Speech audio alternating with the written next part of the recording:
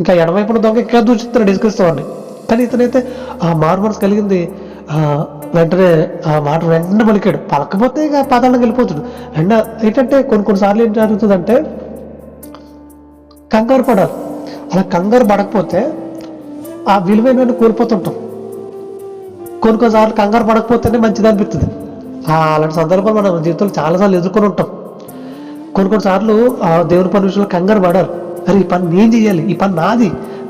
ముఖ్యంగా సేవకులు ప్రకటిస్తుంటారు, అమ్మా ఈ పని ఇలా చేద్దాం అనుకుంటున్నాం, దానికి ఇదిగో ఇంత ఖర్చు అవుతుంది, సో ఈ విధంగా చేద్దాం అనుకుంటున్నాం, ఇగో దీనికి ఈ పనికి పర్టికులర్ ఈ పనికి ఎంత ఖర్చు అవుతుంది, ఇంకా సేవకులకి మనం ఇంత కానుకిద్దాం అనుకుంటున్నాం, సో దానికి ఎంత ఖర్చు అవుతుందని కొంతమంది మాట్లాడుతుంటారు.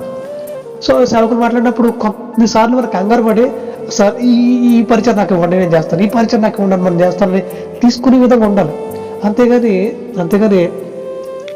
నాకు ఎందుకు వచ్చిన గొడవ, నాకు ఎందుకంట అనుకుంటే పని ఆగుతుందా? ఏ పని ఆగదు. కానీ అందులో ఆ పాలుభాగం తీసుకోవడం మనం మిస్ అయిపోతున్నాం. ఆ దేవుని దగ్గర నుంచి ప్రతిఫలాన్ని మనం మిస్ అయిపోతున్నాం. కాబట్టి అలాంటి పరిస్థితులు మనం ఏమాత్రం కూడా కలిగి ఉండకూడదు.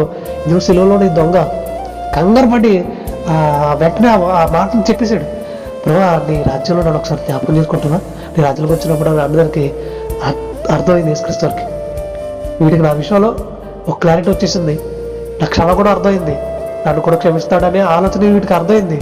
వెంటనే వీడి మాట చెప్పాడు కాబట్టి ఎస్ నువ్వు నాతో కూడా పరదేశంలో ఉంటావు అని వెంటనే చెప్పేశాడు. గొప్పదైన భాగ్యానికి వెళ్ళిపోయి దొంగ, గొప్పదైన అద్భుతమైన స్థితికి వెళ్ళిపోయి దొంగ